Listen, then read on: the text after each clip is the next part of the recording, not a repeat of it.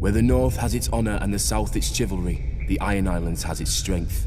We call ourselves the Ironborn, and we are warriors feared throughout the Seven Kingdoms. Or so we used to be. Unlike their mainland cousins, the first men of the Iron Islands never bowed to the old gods.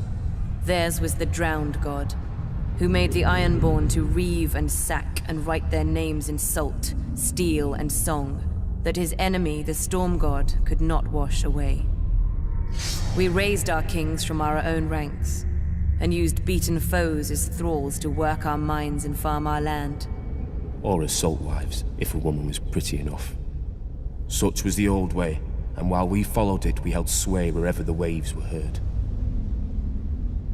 When Aegon came demanding fealty, King Harren the Black ruled as far east as the Trident. Other kings like the Starks could kneel, but Harren was Ironborn, and the Ironborn must be beaten. In Harrenhal, he had the mightiest castle in Westeros, and the army to defend it.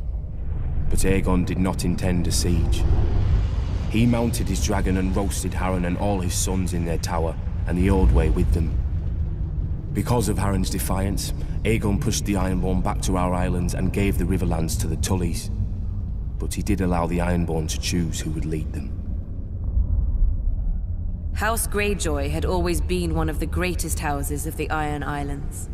We trace our descent from the Age of Heroes and the legendary Grey King, who took a mermaid to wife and made war upon the Storm God for 1,000 years. Blessed by the Drowned God, the Grey King fought and slew Naga, the great sea dragon, and took her fire for his own. This history made our ancestor Vicon Greyjoy the natural choice to lead the Ironborn after Aegon's conquest. For 300 years, House Greyjoy ruled the Ironborn.